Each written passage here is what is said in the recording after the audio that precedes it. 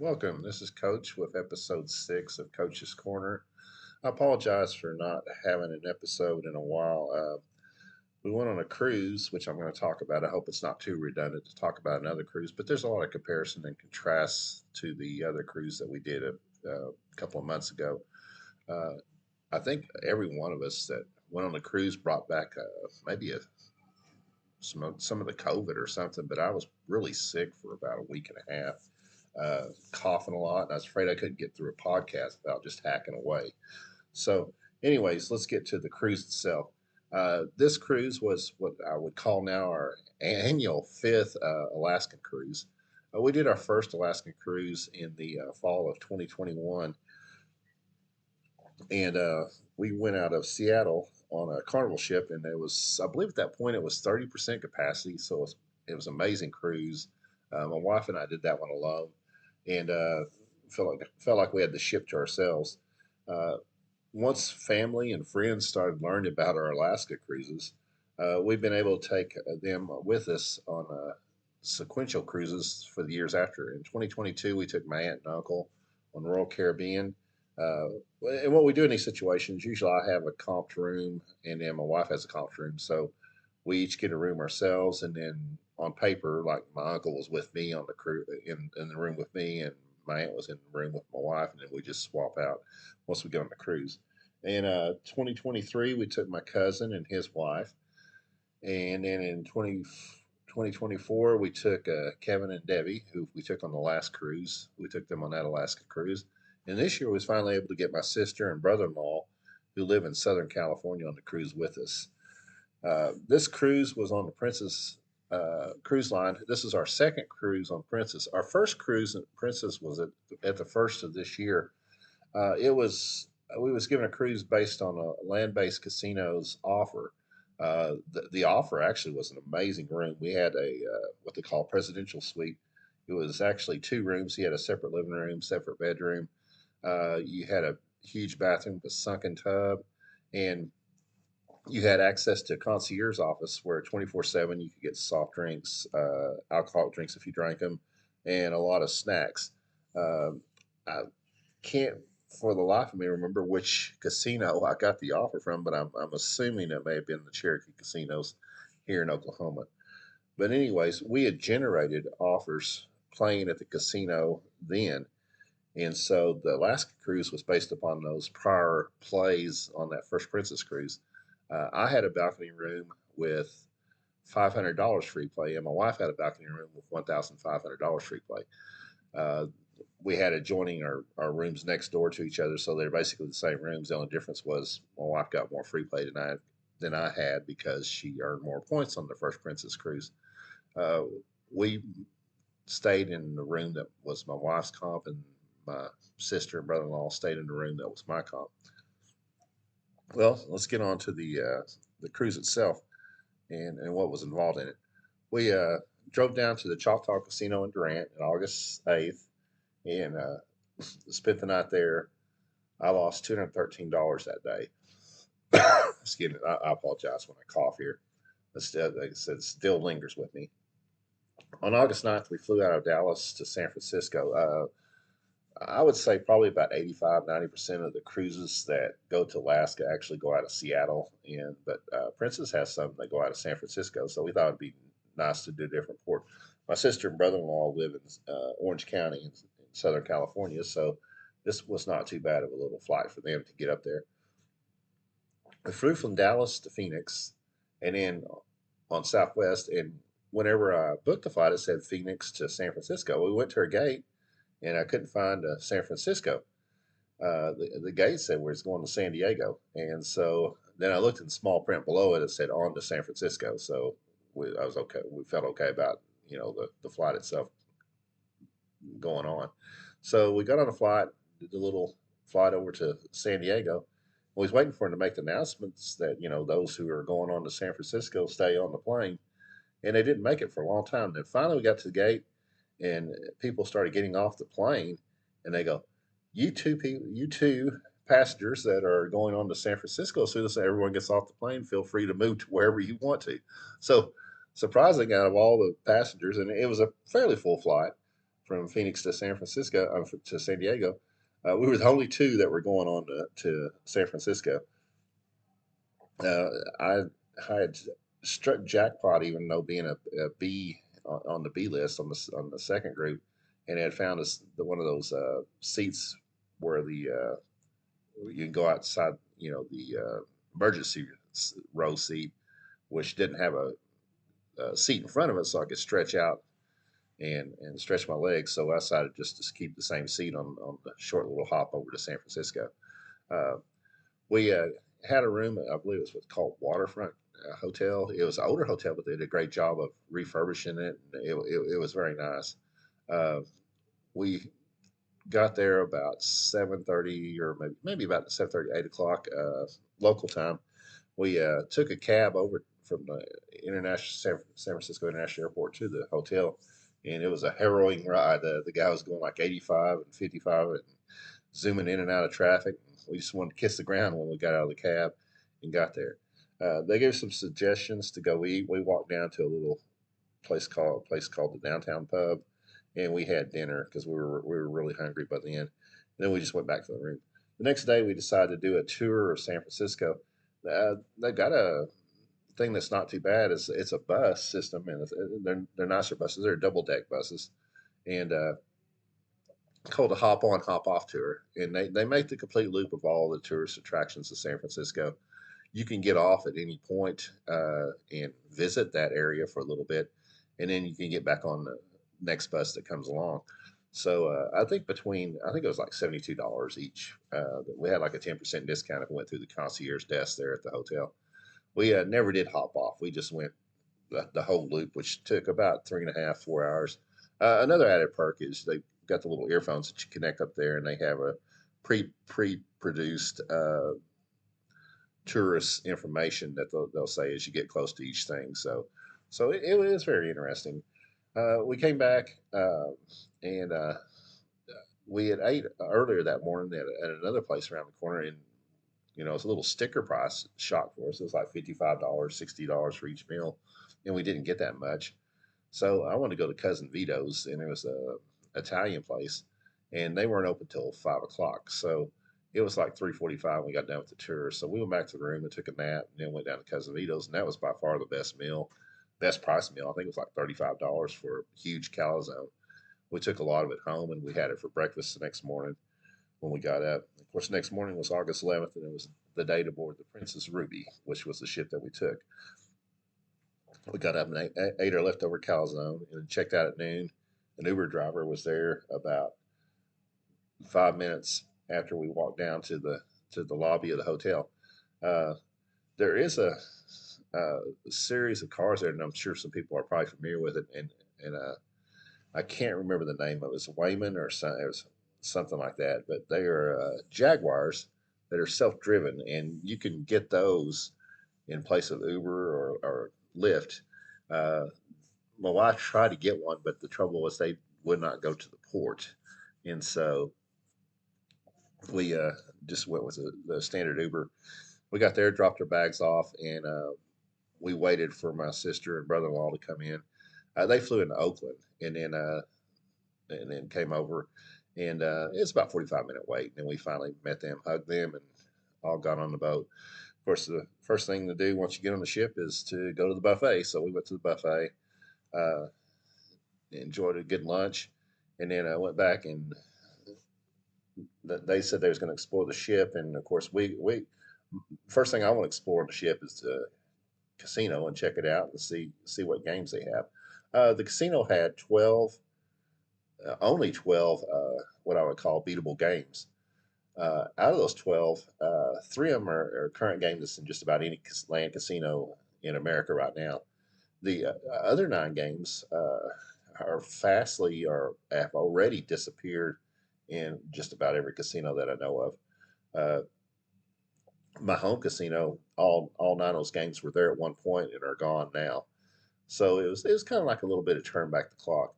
Uh, I did check out the table games a little bit later. Blackjack's really not playable. It's all constant shuffle of machines, uh, and the odds are not that great on it. It was probably one of the smallest casinos I'd seen on any cruise ship. It didn't have a whole lot of area. It did have a designated one side was smoking, side was non-smoking, and they definitely enforced that, which was nice. I believe the table games were non-smoking too. They were in the middle between the two sections, and I never smelt anybody smoking at the tables. So I think those were non-smoking as well.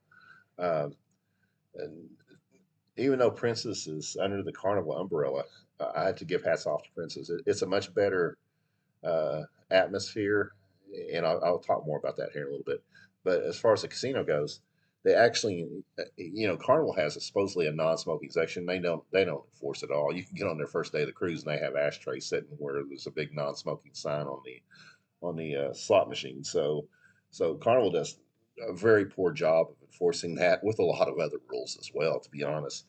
But anyways, the games I could check, there wasn't anything really that said, okay, I got to come down here and sit in front of this machine because I got a fantastic player or anything. The ones I could check, it was nothing exciting. So we went back to the room, and another one of our standard uh, things we do is my wife unpacks the room while I take a nap, which is a fantastic thing for me. And but she knows how disorganized it is, so she'd rather organize everything and let me take a nap. She finished and she joined me for a nap, and I woke up and I noticed the ship was starting to move, so I woke her up, and we went up to the top of the ship and met my sister and brother-in-law.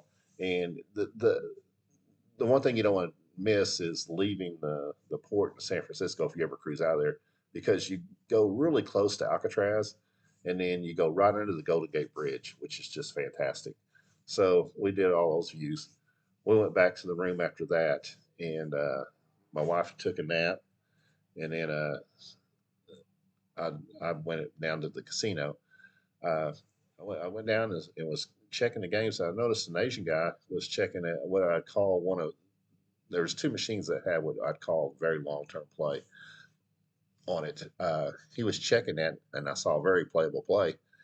And then he kind of looked at it and then walked off. I walked straight over there and jumped on the play. The play was at $1.60 a pool, and I started playing it. And here's the thing about this play: you don't know if it's going to take 30 minutes, an hour, 3, 4, 5, 6 hours. You don't know how long it's going to take to complete the play. I got on that play and started to play, and I was 3 hours into the play. Now, here's the good thing: the play was playing really well. I was getting a lot of good hits. There's a progressive on the game, and I'd hit that progressive 3 times already. By the time I was about 3.5 hours into play, everybody found me down at the casino, and they were ready to go eat dinner at the buffet. And I was still a little ways away from hitting it. And I said, "I'm sorry, guys. I hate to be unsocial, but I need to finish. I can't get off this, you know." And everybody understood. Well, as soon as they went up to the buffet, it was probably 15 minutes later. I got a step closer to what I was going for, and then all of a sudden, boom! Just in about 2 or 3 minutes after that, I got it. So I was able to win uh, approximately about $720, I believe, on the play, and I was able to meet everybody else for the buffet at dinner. Uh, I finished the day with a win of 821 for a fantastic start to the cruise. Uh, that was August 11th, the first day of the cruise. August 12th, the next day, was a sea day, and I played periodically off and on. Whenever you have other people on the cruise, you want to make sure and try to balance things. And what we figured out was during the day, there was some things they wanted to do that we didn't really want to do, like go to information presentations and stuff. And and this was only their second cruise, so a lot of this stuff was new to them and routine to us.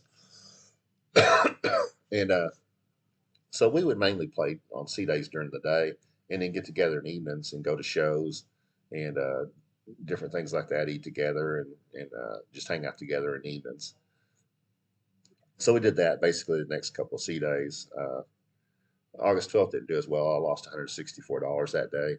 And to be honest, a lot of my losses on the cruise was not necessarily on the slots, but was just there was downtime because when there's only 12 machines, uh, there's downtime, and I would try to play. They had dime triple play dime video poker, so I try to play it.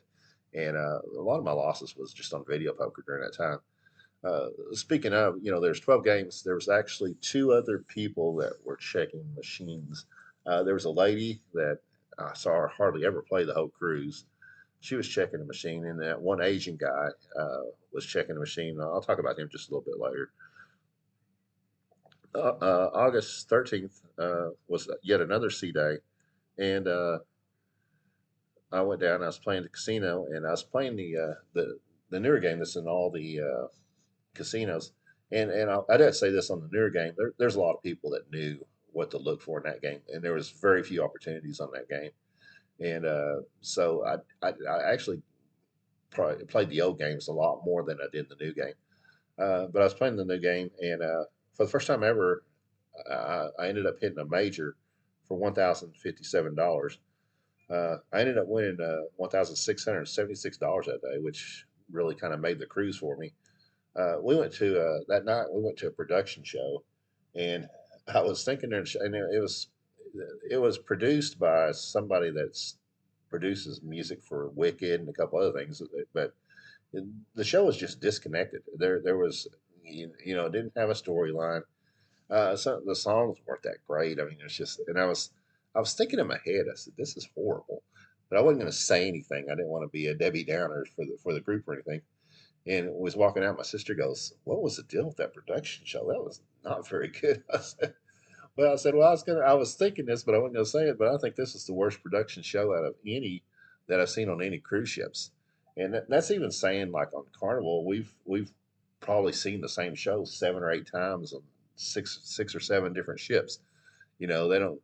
And the neat thing is, this was our second Princess cruise, and this was a production show that we didn't see on the first cruise ship, so they at least don't have the same thing on every ship like Carnival does. And it was just disconnected. The kids that did it were talented. I mean, they were good singers, but I just didn't care for it. So, but anyways, that was probably the negative for the day. But the good thing was that I had a really nice day as far as the casino goes. We actually had yet another sea day the next day. We had 3 sea days because we're going from San Francisco all the way to the northernmost point of our cruise. So had a lot of sea days to start the Alaskan cruise. Usually you only have 1 or 2 sea days to start the cruise. Uh, I lost $187 that day. I didn't play near as much in the casino. We did some other things during the day, and that night they had a rock show, a classic rock production show. We thought, okay, well, this will probably be much better. It started out strongly, and then all of a sudden it just went downhill. The fourth song wasn't even a classic rock song. We didn't know what the song was. It's probably some song from 2022 or something. I don't know. And then they just started mismatching. They had a tenor, a male tenor that was really good, and they did a medley of Led Zeppelin songs, and they had a African American girl come on who could have done a great Whitney Houston sing those, and the tenor guy could have been a perfect fit. Nothing against, I mean, the girl or anything, but and then they had another girl sing "Sweet Child of Mine," and here was the kicker for me. They had a horn section, and right when the guy playing the Slash's guitar solo gets in the crescendo of a solo, they bring the horns in. I said, "Oh my gosh!" And so I was just disgusted with this one too. Uh, Everybody else kind of had the same thoughts, as far as the shows go. Uh, on the other hand, we went to several different trivias. Went to musical trivias and general knowledge trivias. And there was a guy named Luca who was from Siberia, and he was absolutely hilarious. He had uh, probably what I call the best and worst of the cruises I've been on. He was probably the best MC for these uh, trivia contests, and just had a blast watching him. And but the two production shows are probably the two worst I've ever seen. I mean, it's just kind of a night and day difference. So, anyways, finally on August 15th, we had our first stop. We stopped at Skagway, which is one of my favorite. I call it one of the big three. Just about every Alaska cruise, you got the big three: Skagway, Juneau, and Ketchikan that you stop at. We stopped at Skagway. We went off the ship and got a shuttle van, which was a tour or a tour bus, which was a shuttle up to the White Pass summit, which follows the path of the great gold rush, the Yukon Gold Rush in the 1800s, late 1800s. It's a great historical tour. Unfortunately, the tour guide that we got just did not talk much about things. I mean, he was actually probably one of the, we've done this tour. This was our third time to do the tour. 2021, the train wasn't running, so we did a little tour van, and we weren't actually allowed to go into Canada, so we just went up to the pass. Uh, the guy that was doing the tour was very informative. He talked about the rich history of the gold rush and a lot of details about it. This guy hardly said a thing about any of it. Uh, this one we did get to go on into Canada. There wasn't the COVID restrictions now. In Canada, we went to a place where they do the Iditarod dog sled. They have the dogs there, and we got to play with the puppies. And then we also went to a place called Swinging Bridge that went across some rapids in the river. That had a lot of interesting stuff there. Uh, Again, the we've went on the train once, which goes up shortly into Canada, then just turns around. Uh, Still to this day, the 2021 shortened tour was by far the best that we've done. We usually walk. There's the town Ketchikan itself. I mean, Skagway itself. I apologize. Skagway itself is only about 10 blocks long. It's a quaint little town. It's really neat to walk through. We got back and they could drop us off at town as an option, or you could go back to the port. Uh, my sister and brother all decided to walk around town, and we decided just to go back. We were pretty worn out, and so we went back from there. Uh, I played a little bit that night, won $62 in the casino, and called it a day. August 16th, we were in the Glacier National Park, which is just a little section where they have several glaciers on the sides of the little passageway. Beautiful passageway, just beautiful scenery. It's not a port where we stop, and so I thought maybe the casino would be open during the day, but it wasn't. Uh, it was a beautiful day too. We could sit out on the balcony and not. It wasn't too cold. We could sit on our balconies and just look at the scenery. And it was amazing. You go all the way up to the one cove that has a huge glacier, and then you turn around and work your way back out. So we just kind of enjoyed the scenery of that, going in and out. Uh, and That night I went to the casino a little bit after we did it. And what I was doing nowadays during these days was actually we would get back together uh, once we got back on port, and of course, it takes a while for the ship to go into the international waters for the casino to open. But we would, go eat and maybe go to a show or something. Then once everybody was getting ready to go to bed, I would go down to the casino for a little bit. Uh, I won $298 the short times that I was in the casino. August 17th, we stopped at the capital of Alaska, which is Juneau. We had bought, or my wife had bought prior to this, tickets through a place called Viator, Viator, and they have a little bit discounted uh, excursions that are definitely much cheaper than buying them through the ship. Uh, we had bought tickets for whale watching and a trip to the Mendenhall Glacier. The first part of the trip, they took us on bus out to the Mendenhall Glacier. Uh, and this was the only day of the trip. Actually, we had beautiful weather. This is the only day of the trip that was actually raining, and it was just a light rain. It's probably about 60, but it's enough where you need to wear a rain jacket to keep from getting really cold. We enjoyed the glacier.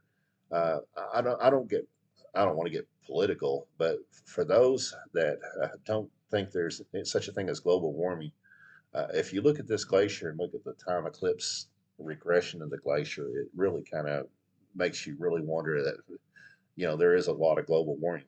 Uh, One neat thing is on Princess cruise ships, they have what I call Netflix Mini. A lot of cruise ships has just limited number of channels, and that's about it on the TV. And they have a limited number of channels on here, but they have a little section where you can stream movies, you can stream different TV series, and it was a kind of like a mini Netflix. You got quite a few things you could see. Uh, one of the things you can see is the Love Boat, the original series, the Love Boat, because the Love Boat original series was actually on a Prince's ship. But if you go to season 3, episode 2 of the Love Boat, it's about a wedding in Alaska, and during that episode, they actually go to the Mendenhall Glacier. And if you see that, the episode aired in September of 1979. If you see where the glacier was compared to nowadays, it's amazing how far back the glacier has gone. You can be in the same spot that the folks were standing in the show, and the glacier's just miles, but well, not miles back, but a long ways back from where it was then. Okay, enough of that.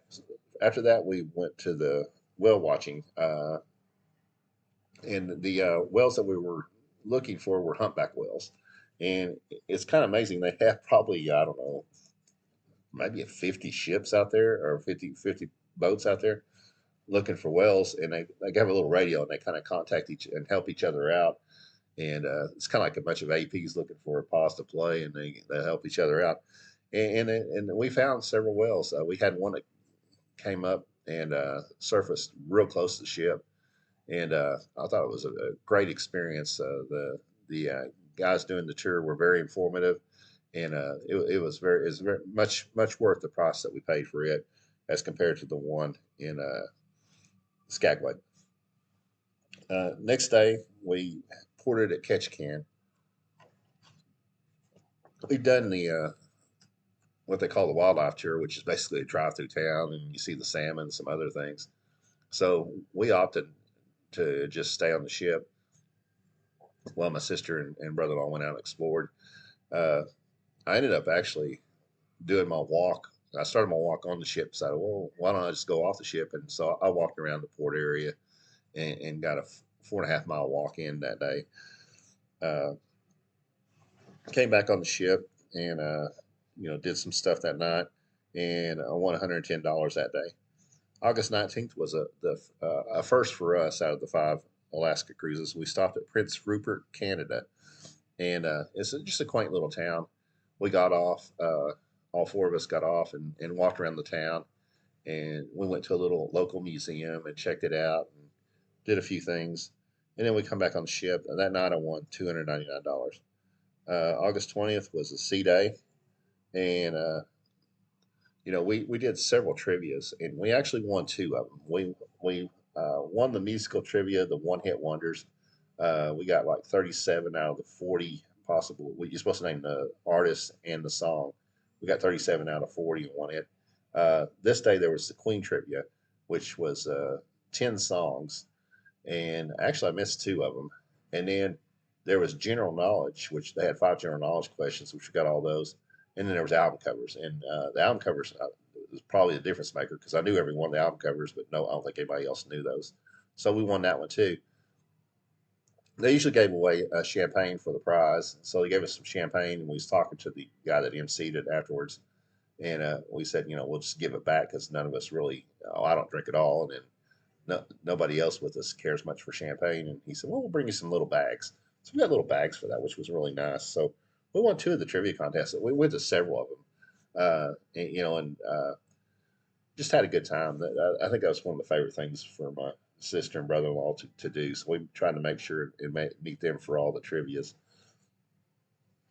Uh, August 21st was yet another sea day. Getting back to San Francisco, I won $378 that day.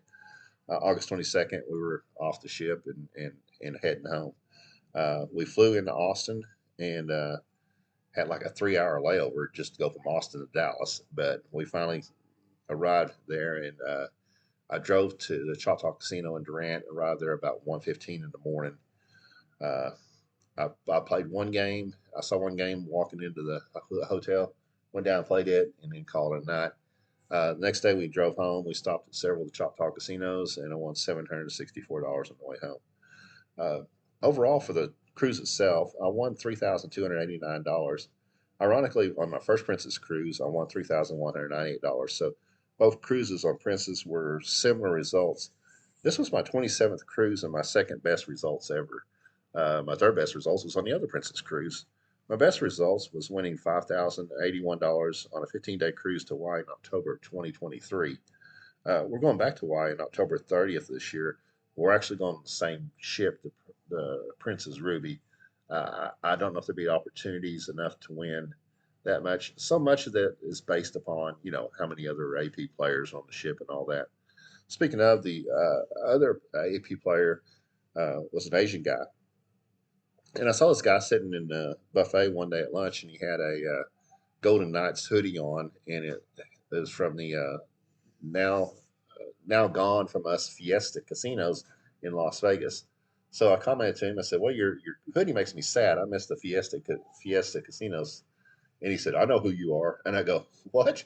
And he goes, "I know who you are. You played that game." And I go, "Oh yeah, yeah, I guess so." And we actually at first he was kind of rude. Then he actually started talking, and we got to know each other and kind of had some really good conversations.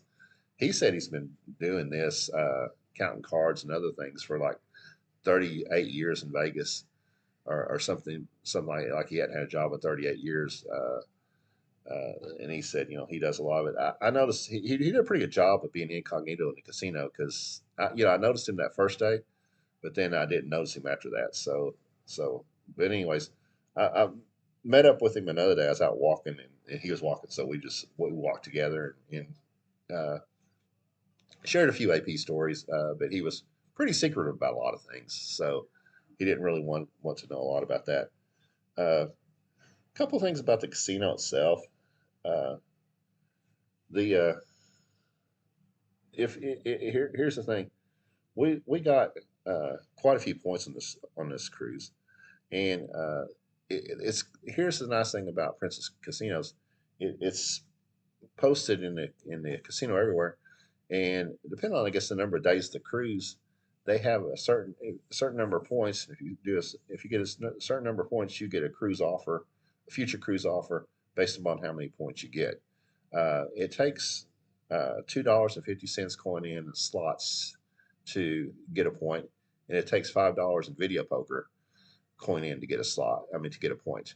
And if you earn uh, 5,000 points on your next cruise, you'll get a cruise offer for an interior room and $100 in free play.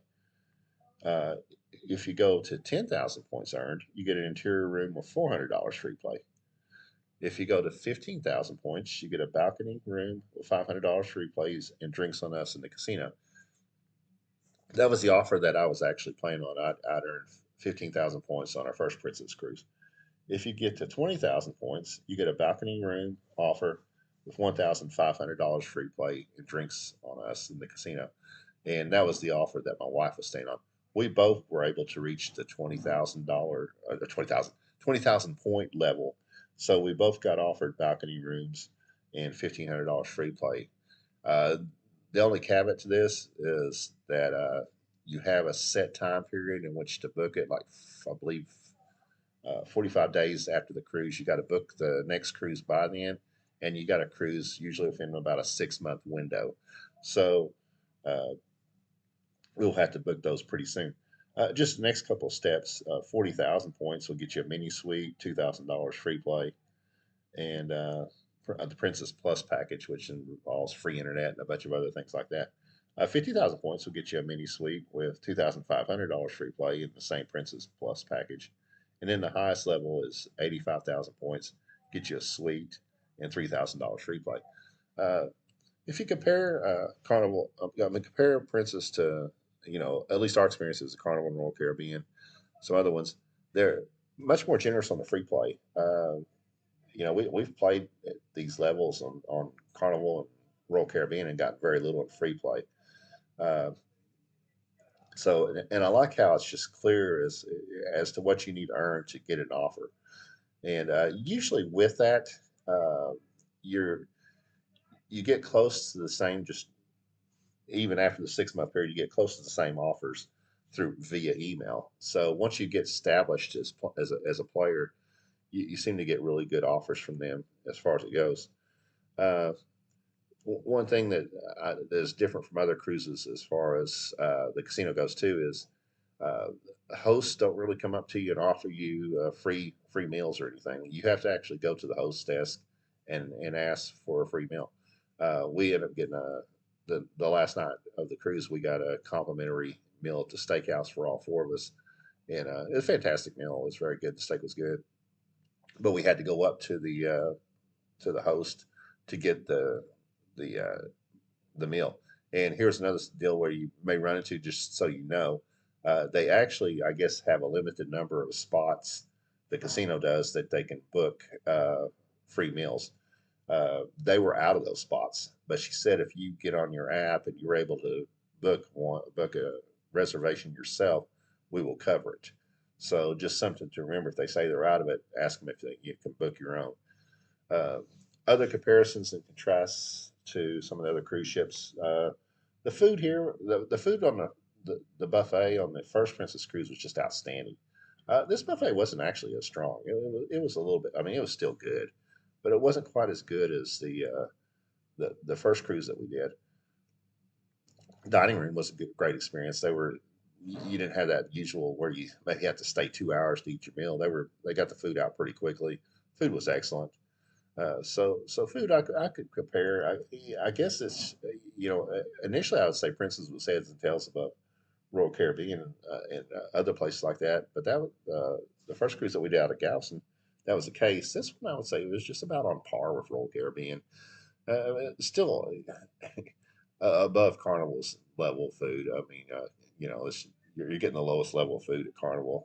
I know I'm sounding very negative about Carnival, but it's just the truth. I mean, as somebody mentioned on the cruise, Carnival's the Walmart of cruise ships, and that's probably true. Or maybe even more Dollar Tree of cruise ships. But so the food was, decent in comparison. Again, the production shows were some of the worst. There was, I think, the night before last, or next to last night of the cruise, we was eating dinner, and I said, "Well, they got a '50s production show," and I got an immediate no from everybody at the table. I said, "No, we're not going." So it was kind of interesting that nobody went to the production show. Or didn't want to go to production shows after the first two shows. Uh, we One thing we didn't do that we usually do is experience the piano bar. Usually we hang out at the piano bar some. I guess that just didn't seem like it was something they wanted to do. And so I heard the girl playing the piano bar, and actually this was a first for me. It was the first time I've ever seen a girl host the piano bar. Usually it's a guy doing it, and it's no big deal. I mean, there's the two sisters at Harris in Vegas that do a fantastic job at the piano bar. They're quite enjoyable to watch, but I guess it just wasn't my sister and brother-in-law's cup of tea. Uh, but it was a fun cruise. Uh, I guess now we just seem like we're locked into doing it every year. The scenery's beautiful. If you never have done it, it's worth the scenery alone. Uh, and it's a different atmosphere as far as a lot of the cruises. There's not really the party atmosphere. It's more of a and usually a lot of the cruisers are older folks that do these. And a couple of things about Princess too along that line. Princess doesn't really cater as much to kids as Carnival and Royal Caribbean do. They don't have the slides on the back of the ship. Uh, they don't have. They still have the kids club and the teen club and stuff like that, but they just don't really cater. And I was told by an employee that they actually limit the number of kids on the cruise. They set it at a certain number. I don't know if that's true or not, but I was told by an employee that that's the case. So it's if you want a cruise where you don't want a bunch of kids running around and stuff, it's probably the direction to go. So it's probably some of their policies. Other than that, it was a fantastic trip. Again, I apologize for not getting a podcast out sooner. Like I said, I think we're battling with COVID again, and it's been a rough few days after the rough couple of weeks after the cruise. But I guess I've talked long enough. One thing I do want to say, I wanted to give a shout out to NWUSA since this is his podcast. Uh, I know he's been struggling a little bit lately with results. He's been struggling a little bit lately with losing casinos. I want to say this though, hats off to him. He's been hitting these casinos for almost 4.5 years, and he's finally getting backed off on a couple of them. If you're a card counter, usually you get backed off a lot quicker, and so he's done a great job of flying under the radar during that whole time. And if it's just kind of catching up to him now, he's had a lot better longevity than a lot of card counters. So I want to say hats off to NWUSA for having the longevity that he's had. I hope he, gets a game plan that works out for him and gets through this little funk that he's been in. And I know he will. He's got the discipline. He's got the skills to figure out other ways to earn money. So, but anyways, I guess I better sign off at this point. Hope you hit a lot of jackpots. Hope you get a lot of bonus rounds. This is Coach. We'll talk to you later.